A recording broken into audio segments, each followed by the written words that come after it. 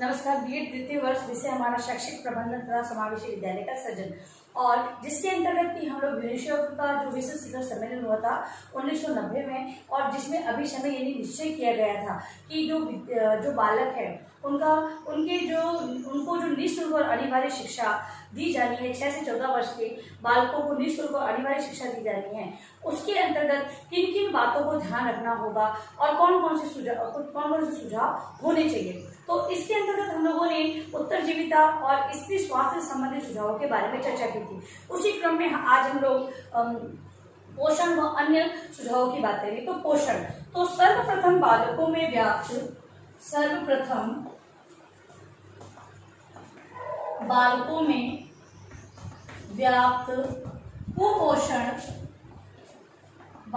व्याप्त कुपोषण को रोकने का लक्ष्य रखा गया।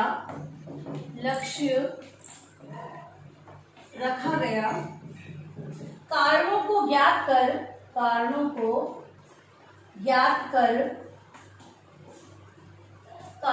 ज्ञात कर उन्मूलन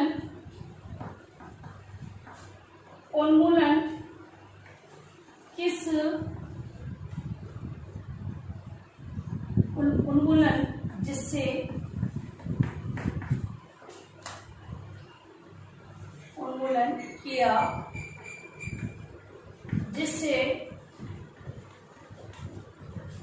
जिससे कोई भी बालक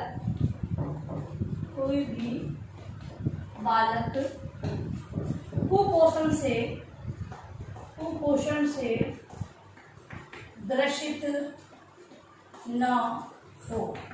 ठीक है। तो जो विश्व शिखर सम्मेलन हुआ था यूनिसेफ का, उसके अंदर ये सुझाव, पोषण संबंधी ये सुझाव दिया गया था कि कोई भी बालक है वो कुपोषण का शिकार ना हो।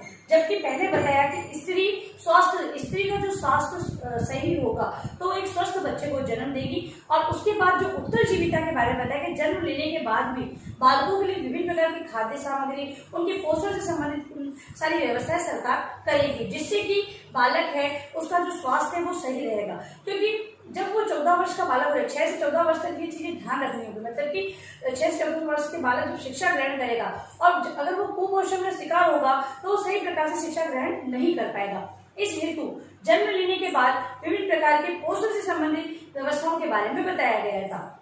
तो वही है कि लक्ष्य ये रखा गया कि कुपोषण को रोका जाए, और कुपोषण अगर हो भी गया है तो उसके कारणों को ज्ञात किया जाए और उसका उन्मूलन किया जाए, और कोई भी बालक है वो कुपोषण से ग्रसित ना हो, इस बारे में बात की गई। बालकों में पीने के लिए स्वच्छ जल की व्यवस्था हो। पोषण के अंदर ये बात भी ध्यान रखी गई कि बालकों को जो पीने का जल प्राप्त हो रहा है वो एकदम स्वच्छ हो, फिल्टर पानी उन्हें दिया जाए, जिससे कि ये कुपोषण से संबंधित जो बीमारियां बालकों के अंतर्गत हो रही है वो विकसित न हो। इसके अलावा शिक्षा, अगला है शिक्षा संबंधी सुझाव।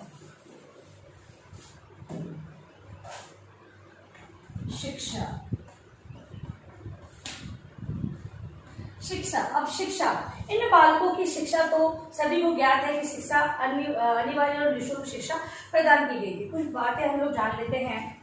सर्वप्रथम अभिभावकों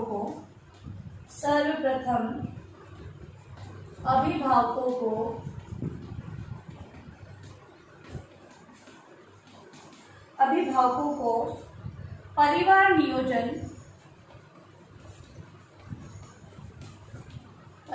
नियोजन की शिक्षा प्रदान की जाए।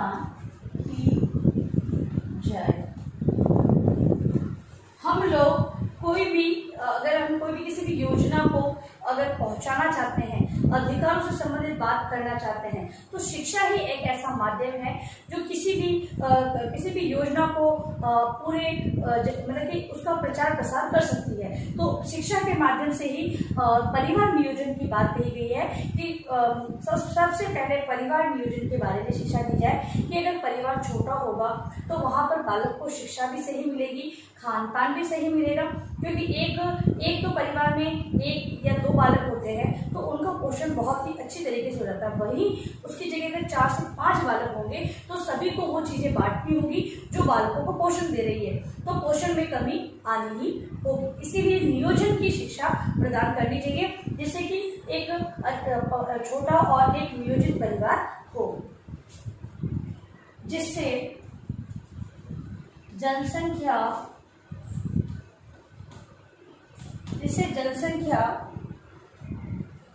पर नियंत्रण किया जा सके। ठीक है, परिवार नियोजन की शिक्षा दी जाए जिससे कि जनसंख्या पर नियंत्रण किया जा सके। उच्च जीवन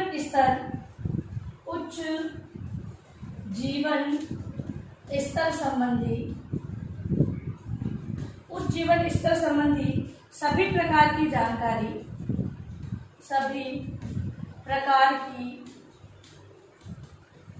जानकारी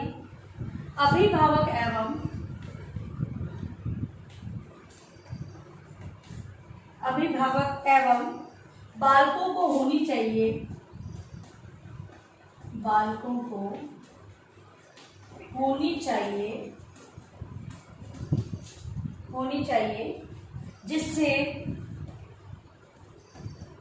जिससे प्राथमिक शिक्षा जिससे अभिभावक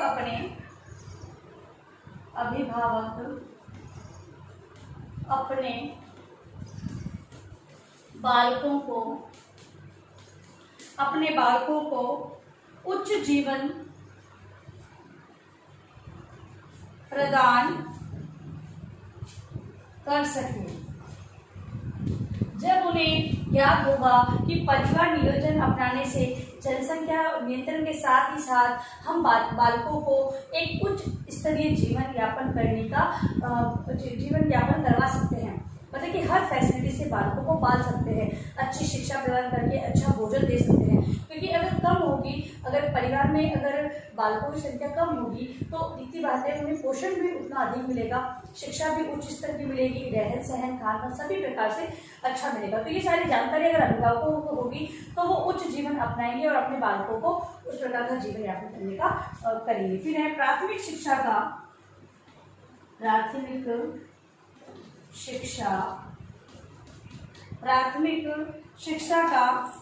सार्वभौमिकरण प्राथमिक शिक्षा का सार्वभौमिकरण होना चाहिए। सार्वभौमिकरण मतलब कि जो प्राथमिक शिक्षा है, और एक ही बात है आज भी यही चल रहा है, प्राथमिक शिक्षा तो निःशुल्क और अनिवार्य ही दी जाए, सार्वभौमिक सभी को दी जानी चाहिए, अनिवार्य रूप से प्रदान की जानी चाहिए। बालकों के विकास हेतु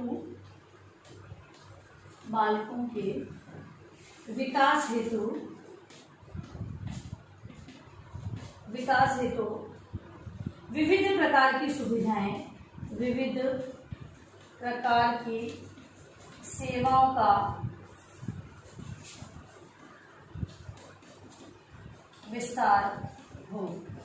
सेवाओं से मतलब कि समय पर उन्हें चिकित्सा व्यवस्था सेवा उपलब्ध करवाना, रहन सहन खान पान सारी व्यवस्थाएं उनकी, क्योंकि कुछ बालक ऐसे होते हैं, क्योंकि हम लोग यहाँ पर समावेशी शिक्षा की बात करें तो यहाँ पर कुछ विकलांगता से ग्रसित बालक होंगे, कोई पिछड़े होंगे, कोई पलायन करने वाले होंगे, तो इस प्रकार से उनकी जो स्थिति आर्थिक स्थिति होती है वो सही नहीं होती है। अब वो जब आर्थिक स्थिति सही नहीं होगी तो वो शिक्षा भी ग्रहण नहीं करवा पाते, लेकिन जब सरकार है उनको उचित जो उनको चाहिए इस प्रकार की सेवाएं प्रदान करती है तो वो शिक्षा को सही तरीके से ग्रहण कर पाते हैं। अब है बालकों के हित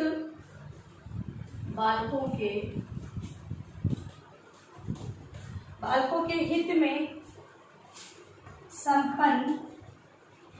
संपन्न की जाने वाली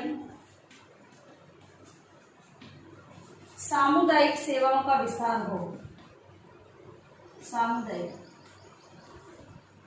सेवाओं का विस्तार हो।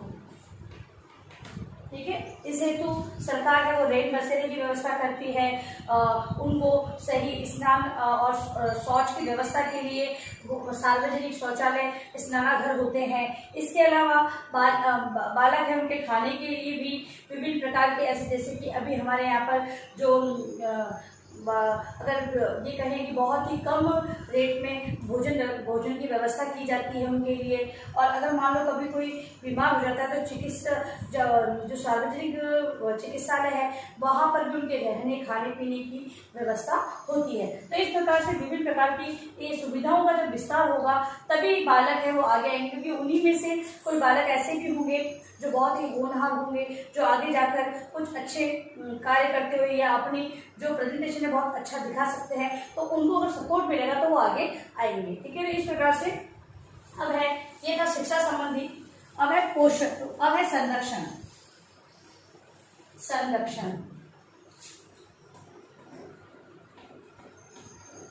संरक्षण की अगर हम बात करते हैं तो जो अधिकार एक सामान्य व्यक्ति को होते हैं वही सारे अधिकार इन बालकों को भी प्राप्त करवाए गए हैं। सभी के लिए समान अधिकार की व्यवस्था हमारी सरकार ने की है और विभिन्न प्रकार की कानूनी व्यवस्था है। अगर किसी भी बालक को किसी भी प्रकार से शारीरिक और मानसिक अगर दंड दिया जाता है तो उनके खिलाफ कानूनी कार्रवाई की जाती है। इसके अलावा जो अधिकार सरकार इनके लिए विशेष रूप से लागू करती है उन अधिकारों के बारे में इन्हें समय समय जानकारी दी जाती है, जिससे कि इन अधिकारों को वो अपना सके और अपना जो कार्य है उसको कर सके, आगे बढ़ा सके। ठीक है, तो इस प्रकार से जो सरकार है वो निःशुल्क और अनिवार्य शिक्षा देना चाहती है। उस हेतु यूनिसेफ 1990 ने अपने सुझाव दिए कि पहले इन कार्यों को आपको करना होगा, तभी आप निःशुल्क और अनिवार्य शिक्षा के जो आपका जो लक्ष्य है वो पूरा हो पाएगा। अन्यथा जो ये बालक है पिछड़े हैं, पलायन कर रहे हैं, ये बालक, इन बालकों की शिक्षा वही की वही रहेगी। ये बालक शिक्षा ग्रहण करने के लिए आगे नहीं आएंगे। जब तक इन्हें सुविधा प्राप्त नहीं होगी तब तक ये शिक्षा की ओर देखेंगे भी नहीं, क्योंकि सबसे पहला जीवित रहने के लिए सबसे पहला होता है भोजन।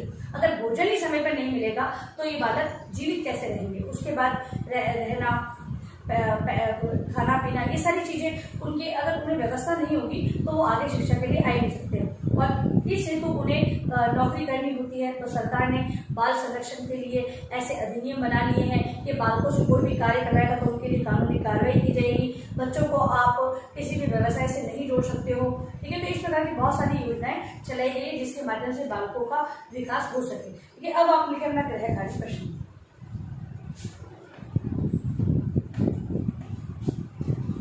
पोषण, शिक्षा तथा संरक्षण संबंधी सुझावों को स्पष्ट करें। ठीक है, तो ये सुझाव है वो आपको अपने उत्तर पुस्तिका में लिखना है। तो ये अपना आज का दोहरान कार्य, इसका जो टॉपिक था अभी समय जो यूनिसेफ का वो कंप्लीट होता है। और अंत में आप लोगों से निवेदन है कि आप लोग जब भी घर से बाहर जाए तो मास्क लगाएं, सोशल डिस्टेंस रखें और हाथों को बार बार सैनिटाइज करते रहें। सुरक्षित रहे, सभी का ध्यान रखें। धन्यवाद।